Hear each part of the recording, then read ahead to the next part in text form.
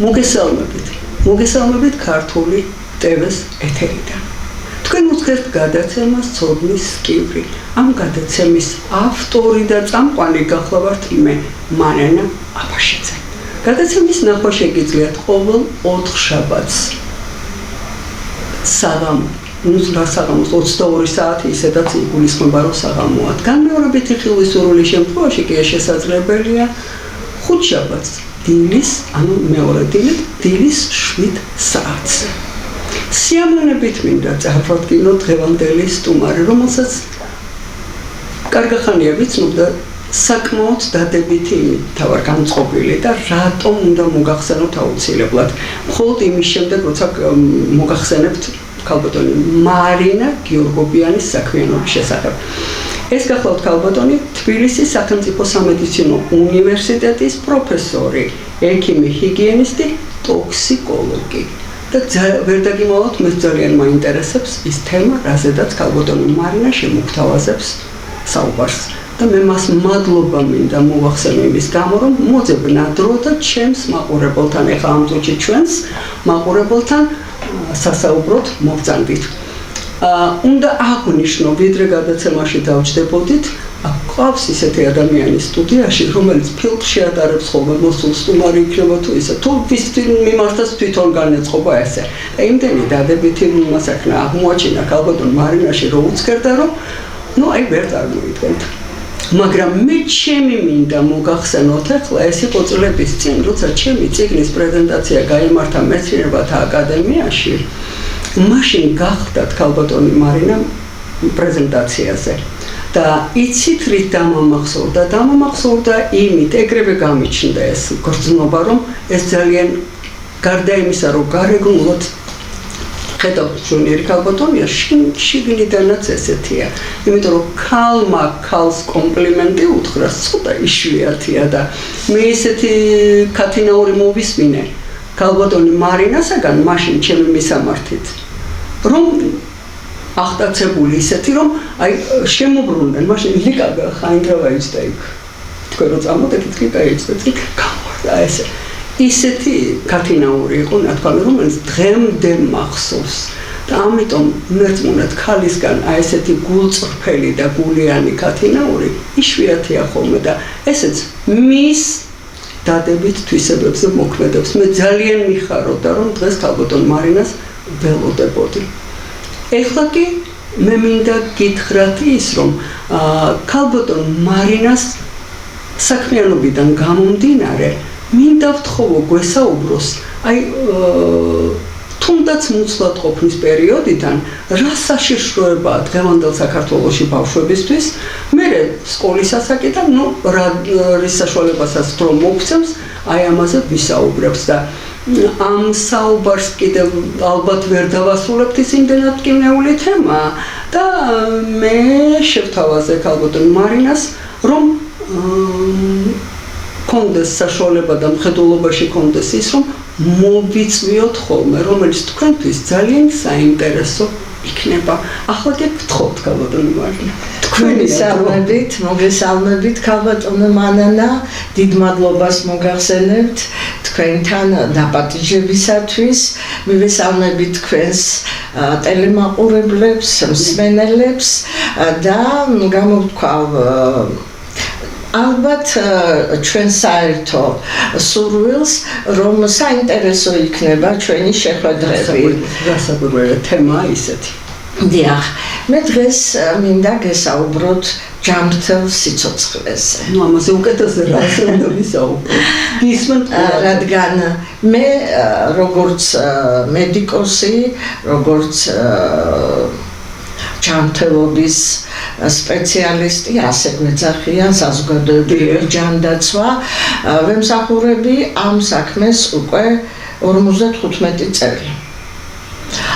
დიახ, 55 წლისას არც იფიქრებენ და არც ამბობს.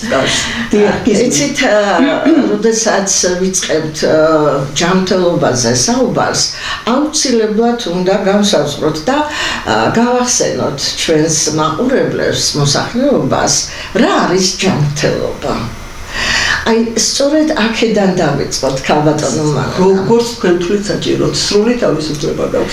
ჯანმრთელობა ეს არის სრული ფიზიკური, სულიერი და სოციალური კეთილდღეობა. ეს არის ჯანმრთელობის მსოფლიო ორგანიზაციის განმარტება. აი სწორედ ეს ტრიადა რომ თან კარგად უნდა დაუკვირდეთ ამას, ეს მაქსიმალიზმია სრული, ფიზიკური, სულიერი და სოციალური კეთილდღეობა. ჩვენ მოსახლეობას ალბათ და ფართო წრებს ალბათ არ აქვს ეს ასე გააზრებული, რომ ჩვენ ექიმები, მედიკოსები კეთილდღეობის სპეციალისტები ვართ და სწორედაც აქედან გამომდინარე ძალიან რთულია ჩვენი საქმიანობა, მით უმეტეს კარგად მოგეხსენება, დიახ, საპასუხისმგებლო მედიცინა ყოველთვის ორი მიმართულებით განეხილებოდა და ვითარდებოდა. ეს იყო სამკურნალო საქმე და ეს იყო პროფილაქტიკური საქმიანობა. ისიც მოდით დავიწყოთ იქიდან, ცოტა შორიდან. რადგან თქვენ წარმადგინეთ როგორც ექიმი ჰიგიენისტი, მოდი ისიც ვთქვათ რა არის ჰიგიენა. ხო? აქაც სამწუხაროა ის, რომ მოსახლეობას ზოგჯერ არ აქვს სწორი დამოკიდებულება და წარმოდგენა ჰიგიენის მიმართ, რადგან ბევრს გონია, რომ ჰიგიენა ეს არის სისუფთავე. რას თქმა უნდა, სისუფთავე აუცილებელია ჯანმრთელობისთვის, მაგრამ ჰიგიენოს ბერძნული სიტყვა და ნიშნავს ჯანსაღს, ჯანმრთელს. და თვითონ ეს ტერმინი წარმოსდგება ბერძნული მითოლოგიის ერთ-ერთი ულამაზესი ქალღმერთის ახალგაზრდა გოგონას ჰიგიას სახელისგან. ჰიგია ჩვენი გადმოსახედიდან, დღევანდელი გადმოსახედიდან ყურირებს ჯანმრთელობას. ანაცია მისი და იყო ყურირებს სამკურნალო საქმეს და საერთოდ მედიცინა ხომ ჩვენი კოლხი ასულის მედიას სახელისგან არის წარმოჩინებული. ძალიან საამაყოა ალბათ ქალბატონო მამანა, ალბათ რო გავიაზროთ დღეისათვის არსებული ერები, ეროვნებები, ქვეყნები, რომელი ერის წარმომადგენელი სახელი ქვია მეცნიერების ხო რომელიმე მიმართულებას არც ერთი ხო ეს ძალიან დიდი სიამაყის გრძნობას და პასუხისმგებლობასაც გვაძლევს და აქედან გამომდინარე მოდით ასე ვთქვათ მოსახლეობის ჯანმრთელობა ანუ ჰიგიენა ეს არის ძალიან დიდი მიმართულება ჩვენს ყოფა-ცხოვრებაში და აქედან გამომდინარე ჩვენი როგორც პროფესიის ჰიგიენისტი ხომ ეს არის ჯანმრთელობის სპეციალისტი ძალიან რთულიც არის საინტერესოც და ძალიან მნიშვნელოვანი მაშინ, როდესაც როგორც პრაქტიკოსი ჰიგიენისტი, სანიტარული ექიმი გახლავართ, ზოგადი სანიტარული ექიმი, ჩემი პრაქტიკოსი როგორც ექიმის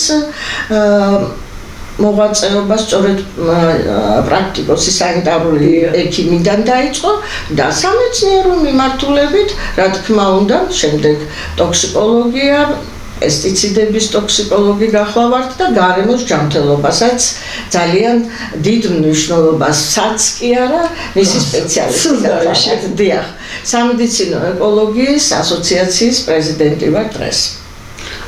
მოდით მიუბრუნდე ცოდნოდა ეგ აუცილებლად მაყურებელს. რატომ? ვინ საუბრობს? დიახ, ამიტომ რადგან ჯანმრთელობა ეს ტრიადა თქვენ ალბათ კარგად წარმოგიდგენიათ, რომ სრული ფიზიკური, სულიერი და სოციალური კეთილდღეობა ძალიან ძნელი მისაღწევია, ხო, ქალბატონო მამანა? მაგრამ იგივე ჯანმრთელობის მსოფლიო ორგანიზაცია გვაძლევს ასეთ დირექტივას, ასეთ განმარტებას, ასეთ განსაზღვრას, როგორ მიიღწევა, რისგან არის დამოკიდებული, რაზეა დამოკიდებული ჩვენი ჯანმრთელობა. აღმოჩნდა, რომ ჩვენი ჯანმრთელობა და საერთოდ საზოგადოების ჯანმრთელობა პერსონალურიც და საზოგადოებისაც 20%-ით განპირობებულია გენეტიკით. გენეტიკა ალბათ მოსახლეობამ კარგად იცის, რაც იგულისხმება ამაში, ხო? როგორი ჯანმრთელიც არის, აქედან გამომდინარე, როგორი ჯანმრთელიც არის დედა, მამა, მშობლები, ბებიები, ბავშვები, წინაპრები. ისეთი ჯანმრთელობა არის 20%-ით გარანტირებული.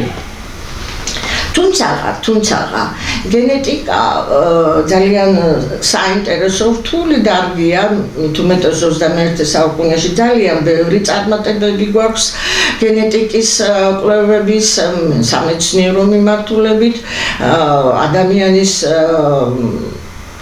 გენომი გაშიფრულია უკვე, ეს ძალიან დიდი ამბავია ჩვენთვის, ჰიგიენისტებისთვის, აგრეთვე ძალიან მნიშვნელოვანია დღეისათვის ღეროვანი უჯრედების ლაბორატორიიდან პრაქტიკაში გადმოსვლა და ეს იმედს გვაძლევს, რომ რაღაც მომენტებში გენეტიკაშიც ჩავერევით. თუმცა დღეს ასე პრაქტიკულად მსოფლიოში ჯერ კიდევ არ არის წარმატებები გენეტიკაში. ეს რომ 20% გენეტიკაზეა ჩვენი ჯანმრთელობა დამოკიდებული. გახსოვთ წინა პერიოდში, ახლა ნაკლებად, მაგრამ ადრე ასე იყო, რომ თხოვდებოდა ან ცოლს თხოვობდა ახალგაზრდა, დაიკითხავდნენ, როგორი ოჯახის შვილიაო. აუცილებელი პირობა იყო. სიმდიდრე არა, ოჯახის შვილობა. და აქ იგულისხმებოდა ეს ტრიადა. ფიზიკური, სულიერი და სოციალური კეთილდღეობა. ებრაელებს რო აქვთ.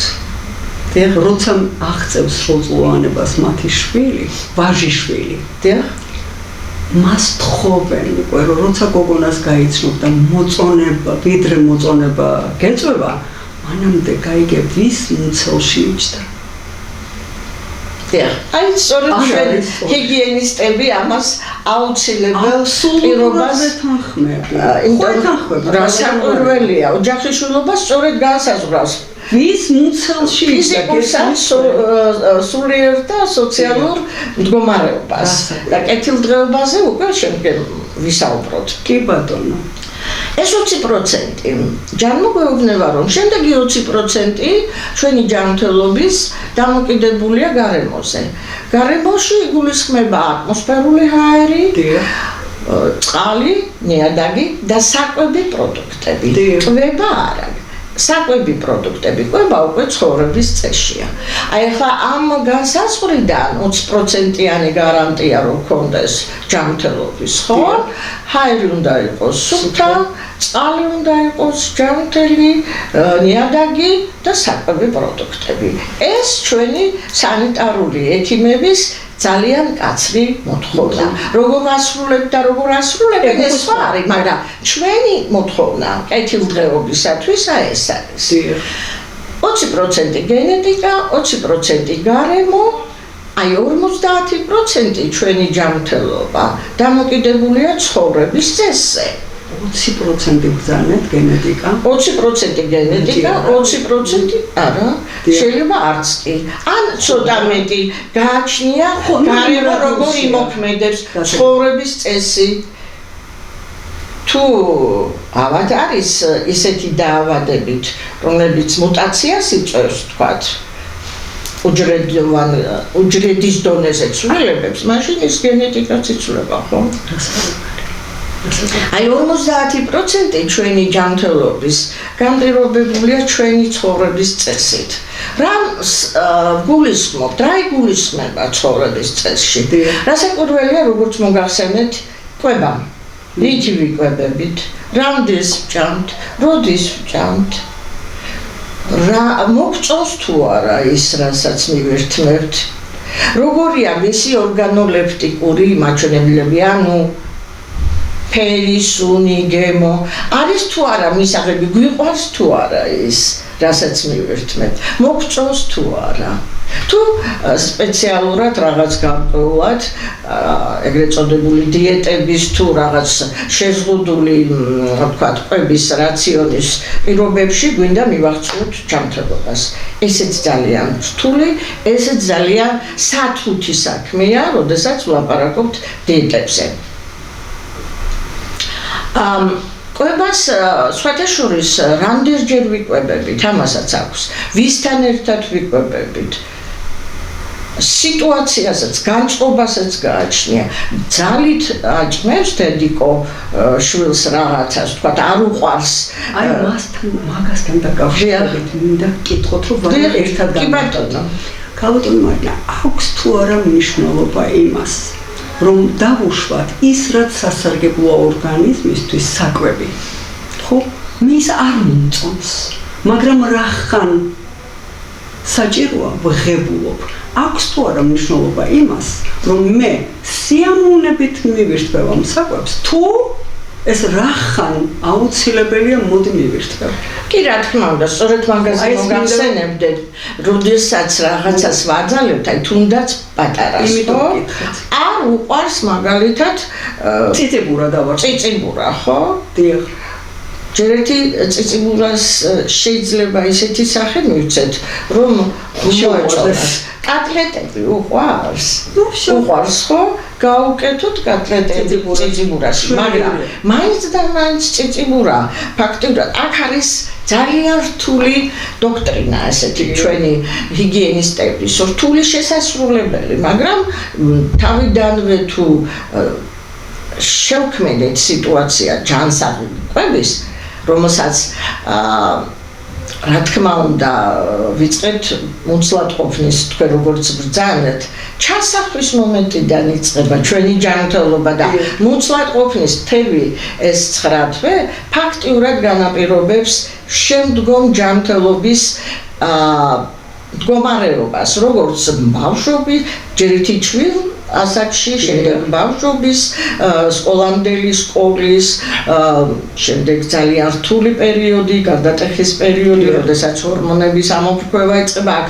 ძალიან რთული ჯანმრთელი ხდება დიახ და ეს ძალიან რთული პერიოდი ადვილად უნდა გადავატანინოთ ჯანმრთელობის ხელშეწყობა ეს ძალიან დიდი მეცნიერებაა ჰიგიენური მიმართულებით საზოგადოებრივ ჯანდაცვაში სპეციალური საგანია ჩვენთან კათედრაზე ისწავლება და ძალიან მოსწონთ სტუდენტებს სხვათა შორის რატომაც არა ხო ჯანმრთელობის ხელშეწყობა ეს არის ის ყველაფერი რითაც მიიღწევა კეთილდღეობა და რთული კია მაგრამ თუ თავიდან დავიწყებთ ამას და მოსახლეობას ეცოდინება რაზეა დამოკიდებული მისი პატარის დღევანდელი პატარის კეთილდღეობა ჯანმრთელობა და შემდგომში უკვე მისი ხანგრძლივი სიცოცხლის ხანგრძლივობა და ჯანმრთელი სიცოცხლე აი ეს მთავარია რომ ის სიცოცხლე რომელსაც ვახანგრძლივებთ იყოს ჯანმრთელი თორემ შეიძლება სიცოცხლეს გახანგრძლივება სხვადასხვა მედიკამენტებით სხვადასხვა მით უმეტეს პროცედურებით 21 საუკუნე ამის საშუალებას იძლევა მაგრამ რამდენად არის ეს ჯანმრთელი სიცოცხლე ეს უკვე ჩვენი ჰიგიენისტების და საერთოდ მედიკოსებთან ერთად ძალიან ფართო საზოგადოების საგანია. აუცილებლად ცხოვრების წესში განეხილება რა თქმა უნდა ვართ თუ არა აქტიური ფიზიკურად. ეს ფიზიკური დატვირთვა არის თუ არა შესაბამისი ასაკთან სქესთან ფიზიკურ მდგომარეობასთან. დატვირთვა არ ნიშნავს მაინც და მაინც პროფესიულ სპორტს. არა ფიზიკური დატვირთვა, ანუ ჩვენი თაობისთვის ფიზკულტურა, ეს არის ძალიან სათუთი, საკმაოდ რთული განსაზღვრა, რამდენად სწორია დატვირთვა, თუნდაც პატარის, შემდგომ მოზრდილის და ხანში შესულის. ერთი ხელის აღებით, რომ აბა ერთი ირბინე და აბა ივარჯიშე, ეს უნდა გამომრიცხოთ. აუცილებელია ექიმის მეთვალყურეობით და აუცილებლად ოჯახის ექიმის რჩევით, რა თქმა უნდა, ჩარევით უნდა შეირჩას დატვირთვა. ორსულობის პერიოდში მაგალითად ჩვენ ჰიგიენაში და საერთოდ ჯანმრთელობის ხელშეწყობაში გვაქვს ესეთი აუცილებელი მოთხოვნები. 2 საათი უნდა იაროს, ისეირნოს აუცილებლად ორსულმა. სასურველია მეუღლესთან ერთად. იცით ეს არ არის კავშირი თითქოს ცალ-ცალკე დადის ყველა, მაგრამ აუცილებელი კავშირია და განწყობა. ჩვენ უზნაძის არ ვიცი როგორ ძალიან დიდი მეცნიერის მსოფლიოში ცნობილი დიმიტრი უზნაძის სამშობლოში ვართ და აქედან გამომდინარე ეს თეორია, ეს დოქტრინა, ეს დიდი მეცნიერული მიმართულება მე თუ მკითხავთ უფრო სერიოზულად უნდა ისწავლებოდეს და უნდა ფართო ინსტიტუტი აღარ აქვს ფსიქოლოგიის.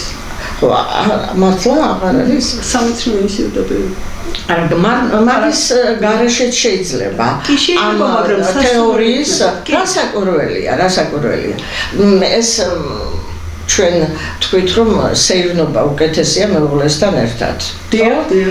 და თანაც აუცილებლად უნდა იყოს გარემო ჯანმრთელი.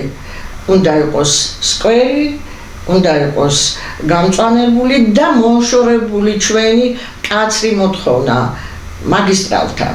არა, მაგისტრალზე არც 1 მეტრი და არც 1 სანტიმეტრი. მაგისტრალიდან მოშორებული უნდა იყოს სულ მცირე 30 მეტრით. ისე კი რუსთაველზე მცხოვრებლებს თუ დღეში არა, რუსთაველზე მცხოვრებლები არ უნდა საერთოდ რა თქმა უნდა. ეხლა მე გავდივარ ხოლმე დილით ორსულობის პერიოდში განსაკუთრებით. 7 საათია ესე დახო. მაშინ სუფთაა შედარებით, იცით და მაგრამ რამ გამაკვირვა ქალბატონო მარინა. ესე იგი აბსოლუტურად ყველა მამაკაცებია სულ. დიდი 1-2 ქალბატონი გამოერიოს, ძაღლებს ასეირნებენ. დამიჯერებთ ქალბატონო მარინა. 7 წელია ესე გავდივარ. არც ერთი ბავშვი ხელში აყვანილი არ მინახავს. ეს მართლა ძალიან იცით როგორ იმაშრება? გადიხარ გარეთ. ბავშვისთვის არ გადიან. საშინელება მე თუ მკითხავთ ძაღლების მიმართ ძალიან დიდი სიყვარულით მყავს, მაგრამ ეს კიდევ ცალკე საკითხია, რომელსაც ალბათ ერთად განვიხილავთ სხვა გადაცემაში და მოვიწევთ აუცილებლად სტუმარსაც თუ ნებას დამთავრთ. იცით რა, მე მაქვს ერთი სტუმრის მიღების საშუალება თქვენ და ერთი კიდევ. აუცილებლად. მეტი არა მაქვს. 2 სტუმარი ხარ, თქვენ აღარ ჩავთვლით სტუმარს. კი ბატონო. კი ბატონო. ცალკე ვისაუბროთ ამ პრობლემაზე. იმდენად მტკივნეული ხარ. იცით რა, იმ ზომამდე რომ მიხვალ უკვე რომ კაბასაც მოძახს და ჯინსებს მას რატო ლამაზია? არა, იცით რა, კარგია. მე მაგალითად სულ ფიქრობ რომ გასქალაგარეთ რომ მქონდეს ისა აღარა მაქვს უკვე. წყნეთში იყო ეგ საშუალება, ხო? მინდოდა ძაღლმყოლოდა, მაგრამ ის რომ ესე იგი კაბაჩავაცვა და ფეხსაცმელები, გუშინწინ ფეხსაცმელები თმაშ. ვიცი, მეც მინახავს. ხო გინახავთ ქალბატონო. ხო, ეს ცოტა ზედმეტია. ეს მე იმასაც გავაგზავნოთ. კი, ჩვენი საუბარი ჯანმრთელობის ხელშეწყობაზე და იმ მიმართულებებზე, იმ ფაქტორებზე, რომლებიც განაპირობებს ჩვენს ჯანმრთელობას იმ 50%-ში, რომელშიც ცხოვრების წესი იგულისხმება. ფიზიკური აქტივობა რომ აუცილებელია, ეს არის ორსულოვი ბავშვობიდან, შემდგომში ოღონდ აუცილებლად ეს უნდა იყოს, როგორც მოგახსენეთ, დოზირებული, სწორად შერჩეული დატვირთვა. ჩვენი ცხოვრების წესი, რა თქმა უნდა, გულისხმობს გარდა ფიზიკური დატვირთვისა, იმ შრომით საქმიანობას, რასაც ვეწევით.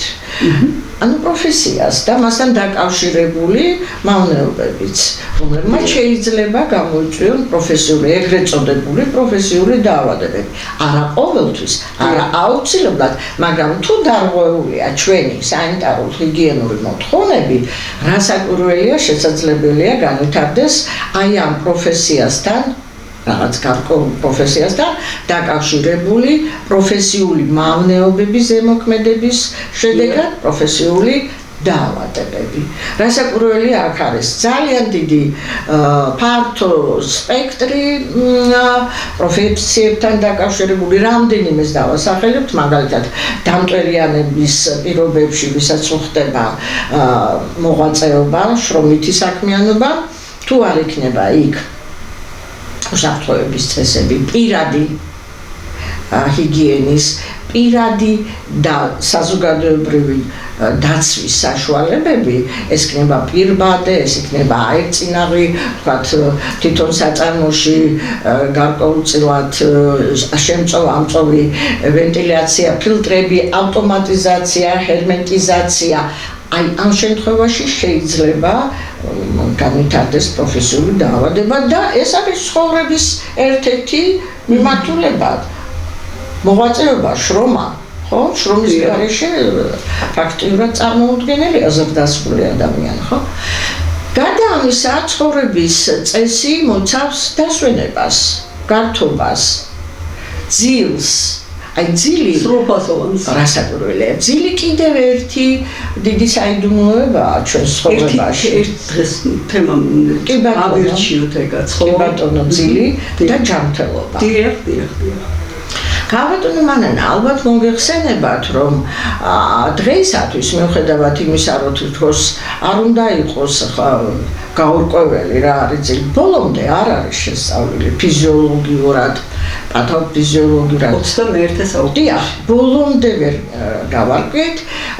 ის კი ვიცით ჰიგიენისტებმა ნამდვილად ეს უკვე გარკვეულიც არის და შესწავლილიც მტკიცებითი მედიცინის მიმართულებით გვაქვს ეს მონაცემები, რომ ძილი აუცილებლად უნდა იყოს გარკვეული დროის, გარკვეულ ასაკში და გარკვეულ პერიოდში. აი მაგალითად, სასურველი ერთი და იგივე დროს. რა თქმა უნდა, კი ალბათ მაგამდეც მივალთ, უნდა დავიძინოთ ერთ დღეს და გავღვიძოთ მეორე დღეს, მაგრამ აქ ძალიან მკაცრია ჩვენი მოთხოვნა ჰიგიენისტების. საღამოს 11 საათიდან დილის 4 საათამდე ორგანიზმში წარმოიქმნება ისეთი ნივთიერებები, ბიოლოგიურად აქტიური ნივთიერებები, რომლებსაც ენდორფინები ქვია, შინაგანი მორფინები, სილამაზის, ახალგაზრდობის, ჯანმრთელობის, რომლებსაც ანტიოქსიდანტური მოქმედება აქვს, ანტიკანცეროგენური, ანტიდაბერების, ზეიმის ჰორმონები, ბედნიერების. ესე იგი 11-დან დილის 4 საათამდე, მაგრამ მარტო ეს არ გმარა, რომ 11 საათიდან 4 საათამდე გვეძინოს. აუცილებელია ჩვენი მკაცრი ჰიგიენური მოთხოვნებით, რომ იყოს სიჩუმე, სინათლე არ უნდა იყოს, უნდა იყოს სიწყნარე, სიმშვიდე და ის გარემო, რომელიც ძილის შემთხვევაში, რა თქმა უნდა, იქ არ უნდა იყოს ქიმიური დაბინძურება, იქ არ უნდა იყოს ხმაურზე უკვე ვთქვით და განათება. არავითარ შემთხვევაში ერთი პატარა ნატურაც არ უნდა ეთოს. აი ეს მკაცრი მოთხოვნა. მაშინ არ წარმოიქმნება ის ნივთიერებები. მაგალითად მელატონინი. ბიოლოგიური ის რო აქვს გამომუშავებული ადამიანის ბიოლოგიური საათი. ესეც გულისხმობს, რა თქმა უნდა. ადამიანი იცავს თავს თუ ეს აუცილებელია. ეს ასე იყო და გარკვეული პერიოდი ამაზე არც გვიხდებოდა ლაპარაკი, მაგრამ გადავხედოთ აბა დღეს რამდენს წინავს განსაკუთრებით ახალგაზრდას 11-დან 4 საათამდე. ზოგიერთი კომპიუტერებთან თამაშობს, ზოგიერთი მეცადინეობს, ზოგიერთი მუშაობს და ასე შემდეგ და ასე შემდეგ. მაგრამ მე უკვე ხედავ რამდენად საინტერესო თემები მოდის განსახილველი, მაგრამ კარგია რომ დღეს შესავალი გაკეთდა და უკვე მე კონკრეტულ თემებზე იმას ვიზავთ და წინასწარ მიხარია უნდა გაგიმხილოთ. გისმენთ. გავაგრძელოთ მაშინ. ესე იგი დასვენება, აუცილებლობა, გართობა. აქ იგულისხმება რასაკვირველია მეგობრების წრეში.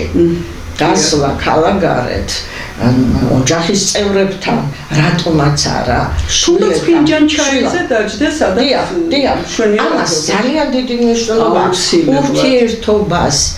იცით, ძალიან მოაკლდა დღევანდელ საზოგადოებას, განსაკუთრებით ახალგაზრდებს, გაჯეტები, ეს კომპიუტერები, ის დატვირთვა, რომელიც მოიტანა 21 საუკუნემ. კარგია, რა თქმა უნდა, ძალიან კარგია ინფორმაცია, ძალიან დიდი ინფორმაცია სხვა, მაგრამ ჯანმრთელობის ხელშეწყობის თვალსაზრისით დიდი სიფრთხილეა როგორც ექიმებისგან, მედიკოსებისგან, განსაკუთრებით მშობლებისგან, განსაკუთრებით მასწავლებლებისგან, პედაგოგებისგან, იმიტომ რომ ეგ ცალკე თემაა,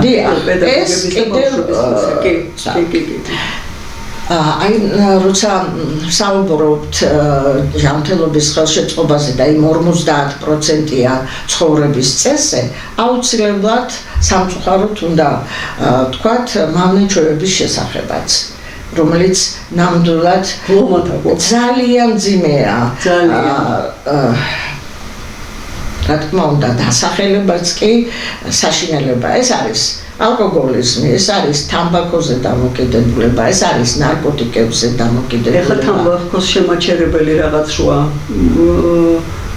ვითომ თამბაქო არ არის და რაღაცას ელექტროსიგარეტი. მას კიდევ ცალკე ფილოსოფია, ასე ვთქვათ, და განსაკუთრებით წამალდამოკიდებულება, საფთიაქო საშუალებებზე დამოკიდებულება შეიძლება იყოს თამაშებზე, შეიძლება იყოს ჭამაზე, შეიძლება სექსზე და ასე შემდეგ, რაც სიამოვნებას აძლევს ადამიანს, მასზე დამოკიდებული ხდება და თუ ის რაღაც ფაქტორი, ის რაღაც ქცევა იქნება შემცირებული, იწყება აბსტინენცია, ანუ შიმშილი.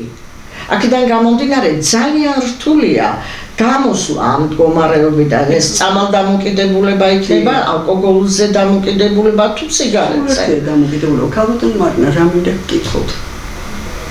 მიგაჩნია თუ არა ჩემი ეს აზრი ახლა ისეთ აზრად, რომ ქონდეს არსებობის უფლება. ხომ არ არის ეს საკვები აღნიშნეთ ახლა თქვენ? ხომ არ არის ეს საკვებზე ჭამაზე დამოკიდებულება, ხო აქცენტირებული დამოკიდებულება ხო არ არის, იმიტომ რომ ნერვული ის აქვს. შეიძლება ეგეთი იცით რომ რა თქმა უნდა ცენტრალური ნერვული სისტემა განაგებს კომპენსირება ხდება იცით ზოგჯერ არის როდესაც ამბობენ ზოგჯერ აი ნერვიულობდა ხო პირიქით შეიძლება უმადობა გამოიწვიოს ეს გააჩნია ინდივიდს. საერთოდ მედიცინა, ქალბატონმანანა ალბათ დამეთანხმები, ძალიან ინდივიდუალური, ძალიან სათუთია. მთლიანად შეიძლება ითქვას, რომ ადამიანი ეს არის ისეთი სამყარო, რომელსაც ძალიან ადვილად შეიძლება დაუნგრიოთ ეს ჯანმრთელობა და პირიქით მარტივად შეიძლება აუწყოთ და თუ იქნება ამის სურვილი და განათლება, რა თქმა უნდა, ცუდა ყველას მოვთხოვთ ქალბატონო მანანა რომ იყოს ექიმი, ჰიგიენისტი, აბარიქა, სანიტარული ექიმი და ჩვენ უნდა საზოგადოებას იმ დასაწყისიდანვე, როდესაც გადაწყვიტავს წვილი, რომ კონდეს ოჯახი და ყავდეს შვილები, აი იქიდან უნდა ვასწავლოთ, რა არის ჯანმრთელობა, რა არის ჰიგიენა. არ გეჩვენებათ, რომ აუცილებლად საჭირო, აუცილებელია სკოლებში ამ ჯანსაღი ცხოვრების და ჯანსაღი არსებობისთვის საჭირო ლექცია მინდო არ მინდო არა საუბრები ჯანმრთელობაზე. ყვინაში ერთხელ შეფასებაა. საუბრები ჯანმრთელობაზე. აი მაგას ვამბობ. ეხლა იმ წინა ემაზე მყავდა, ну აი ძალიან მიყვარს პოეზია ზვიად დოლიძის მიერ წაკითხული. და მყავდა ის გამიჩნდა ლოგიკური კითხვა. რატომ არ შეიძლება თუ მარინა აბაშიძეს მოუნდა რომ ზვიადოლიძე სტუმრად მოიყვანოს და აქედან მოასმენინოს იმ მოყვარულ ხალხს, როგორ შეიძლება პოეზია არ გიყვარდეს ადამიანს. მე მაშინ ვიკითხე, რომ ზვიადს ვკითხე, რომ რატომ არ შეიძლება რომ თვეში ერთხელ მაინც, ესე იგი, მივიწვიოთ ეს და არ უყვართო პოეზიაო და რუსულად უნდა ვთქვა. მაპატიეთ, მაგრამ რატომ ხა ფრანგულად ვთქვა, არ უნდა მაპატიო. ესე იგი, იცით რა, как преподнесешь. ხო, რა საკუთარია. არ უნდა დააძალო, უნდა მოაწონო. აი ეს განწყობის იცით რა, მე ბავშვებს 2 წელი დამჭირდა აუცილებლად სკოლაში მუშაობა დისერტაციისთვის. თუ არ გექნებოდა 2 წლის წაში არავინ არ მოგისმენდა, ხო? და იქ მე რას ვაკეთებდი? ეხლა თქვენ წარმოდგენილი გაქვთ, რომ სენს რომ მოასმენინებ ბავშვს და მას კასტადივას და ფიქრის გაკვეთილი მოწონდათ. რა საკურველია. ერთმანეთს არ უცქერდნენ. აი როგორ მიაწოდებ და რას მიაწოდებ? რა საკურველია, ასაკსაც გააჩნია სიტუაცია. ნებისმიერ ასაკში თუ შერჩეულია სწორად და თუ შერჩეულია გემოვნებიანი, აქ უკვე ის არის. აღარ ვიღებ ხმას. რა ზადეთ, ჩემთვის ძალიან ადვილია და სასიამოვნოა თქვენი ეს ჩართვები, იმიტომ რომ ეს მიადვილებს უფრო ჩემს აი ამ ჩამონათვალში, დიახ, ჩამონათვალში უფრო კარგად გავარკვიო ჩვენი მსმენელები. რასაკურველია, მამნეჩვევებთან ძალიან რთულია ბრძოლა, მაგრამ შეუძლებელი არ არის. ნამდვილად შესაძლებელია ხომ მივახცეთ იმას, რომ აღარ ეწევიან, ვთქვათ, დახურულ სათავსოში. ხომ მივახცეთ, ხო? ეს ავტობუსში ბილეთის აღებას ხომ მივახცეთ ყველა. ძალიან ეს ღვედების გაკეთებას ხომ მივახცეთ. იცით რა? სურვილი და გათვითცნობიერება, რომ ეს შენთვის არის კარგი და ლექციებია სკოლებში აუცილებელი. ლექციასაც საუბრები უფრო ნამდვილად ეს გეთახმებით. ვისაუბროთ ჩვენ ამის შესახებ აუცილებლად. შემდეგი არის ცხოვრების წესში აუცილებლად განეხილება ჰობი.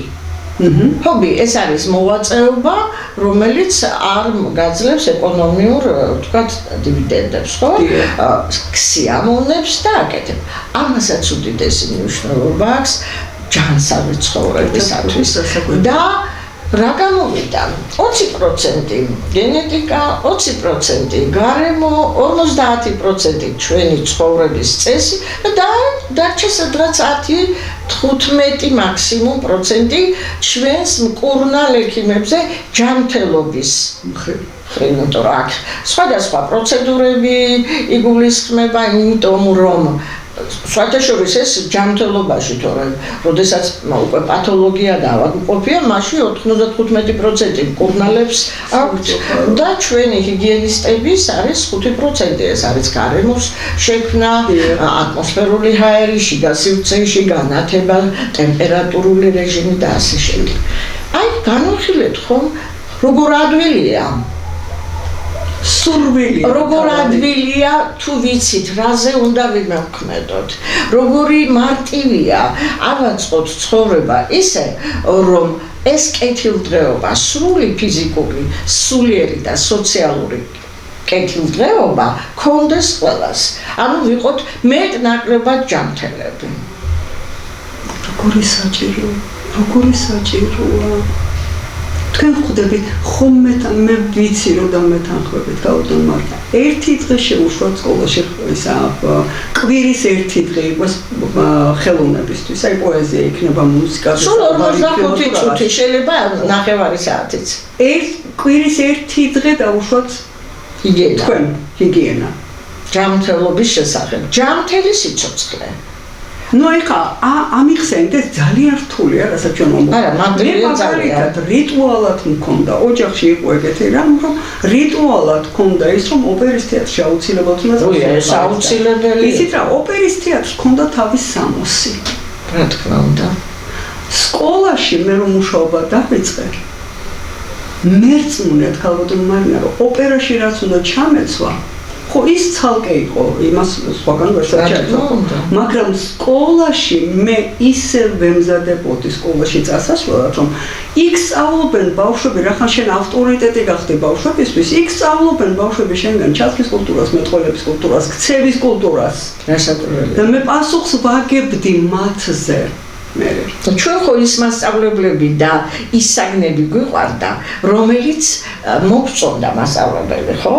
მოგწონდა გარეგნულად, თავისი დამოკიდებულებით. კი, მკაცრით შეიძლება ყოფილიყო სხვათა შორის, მაგრამ აი კარგად ჩაცმული, დავარცხნილი და სხვათა შორის ამ ხრივ ძალიან გამიმართლა 62 სკოლაში ვსწავლობდი 8 წლის ჩათვლით და შემდეგ მეხუთე სკოლაში აქ მე-9 მუსიკალური აწლედი და ისეთი მასწავლებლები ყავდა განსაკუთრებით ქალბატონები ისეთი დამამახსოვრდა კი არა პირველ კლასში ვინც შემოვიდა იმ ქალბატონის სახელიც მახსოვს. გვარიც როგორ ქონდათ მე და ყველა იმ ჩემი პედაგოგის ქალბატონების კაცებიც იყვნენ სხვათა შორის ძალიან მცირე რაოდენობის და ცოტა ისინი მკაცრები, მაგრამ სიმკაცრეც არ იყო ეს რაღაცა მაინც ქალბატონები მაინც ცოტა განსხვავებულები იყვნენ და პირდაპირ როგორ იქცეოდნენ, როგორი ვარცხნილობა ჰქონდათ. ძალიან სკოლაში ნამდვილად სიხარულით მიდიოდი. და ვინც არ იყო ასეთი, ის საგანი არ გვიყვარდა. რა საკვირველია. ხოდა ფიზკულტურის გაკვეთილები სრული იმით დატვირთვით, იცით? გამტვირთვა ხდებოდა. ეხლა ბავშვებს რო გამოუშვებს, თითქოს ალბათ ცუდ შედარებას ვაკეთებ ხა, მაგრამ მათ ჯვარისწერია ყოველს საპყრობილის კარშო გააღებენ. ხო ეს თეატრ გაბარდებიან. აი ეგეთი. ყველა ქვეყანაში ვუკვირდები ნახევარი მსოფლიო მოვლენი მაქვს. ყველა ქვეყანაში ვუკვირდები სკოლას. აი სკოლის დროის გაკვეთილების დრო რომ თავდება, გამოდიან შვიდად ჩაცმულებით აქ გიჟები. გიჟები, იმიტომ რომ ვერ ხარჯავენ ენერგიას. დარბაზი გამოუყენებელია. ნამდვილად ეს საკითხი აუცილებლად უნდა მოგვარდეს. არ მომწონს ქალბატონო მარინა იმის ინსტიტუტი. ინსტიტუტი რატომ უნდა დავარქვა, არ ვიცი, ოღონდ იმას მანდატურები.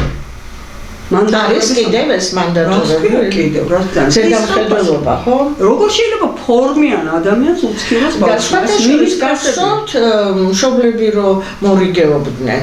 ჩვენთან მაგალითად 62 სკოლაში მშობლების ამრიგებელს დაუმატე ის ხელფასი, რასაც მანდატურს აძლევ. მაგრამ დღეს მე რა მტკივა, იცით? პედაგოგები რა მზადდებიან? ერთი კურიოზული მომენტიც გავიგე, რომ თურმე ფიზკულტური არ იპოვეს პედაგოგი და ფიზკულტურის მასწავლებელს მისცეს გეოგრაფიის და ბიოლოგიის ისა ხომ მოგწონთ ახლა საგნები გითხარი. სადღა ასე. პედაგოგები აღარ აყვავს. სად არის პედაგოგი მზადდება, სადმე არ. არ ვიცი. ამდენად ქალბატონი მარინა უამრავი თემა გამოიკვეთა, ხო მეთანხმები. გასაკვირველია. მე მეგონა ეს ერთჯერადი დაუშვათ დიდი ორი, მაგრამ იმდენად მტკივნეული საკითხები გამოიკვეთა, რომ ალბათ უნდა შევეჭიდო. მტკივნეულიც და საინტერესოც მოსახლეობისთვის. საინტერესო, იმიტომ მტკივნეულს ვაღმობ. თუმცა ჯანმრთელობაზეა ლაპარაკი, რა თქმა უნდა, ყველას დაინტერესებს. ხო მეთანხმებით, ძალიან ისეთი ის გამოიკვეთა, რომ წესით ვერ უნდა ავუაროთ გვერდი. კი ბატონო, გეთანხმებით საუბარი მხოლოდ საუბრისთვის მე ესეთი რამე არ. რასაკვირველია, გეთანხმებით აბსოლუტურად. და აი ამაზე შეიძლება ამაზე ვისაუბროთ და რაღაც ისიც შეიძლება ვიპოვოთ გზები. კი ბატონო, როგორ? დიდი სიამოვნებაა. მოკლედ, უღრმესი მადლობა მინდა ქალბატონ მარინა მოგახსენოთ. უღრმესი მადლობა, გამიხარდა ამდენი ხანი არ მყავდით ნანახი და ეხლა რომ მოგზანდით. და საინტერესო თემებზე სასაუბროთ უკვე გამოიკვეთა ეს პროფილი რომელმაში ვისაუბრებთ და მე ვემშვიდობები მაყურებელს ოთხშაბათს 22 საათამდე. შვიდობიან ღამეს გისურვებთ და ქალბატონი მარინა თვითონ გაგიმშვიდობთ. კარგად ბრძანდებოდეთ, ნახვამდის, მომავალ შეხვედრამდე, ჯანმრთელად ბრძანდებოდეთ.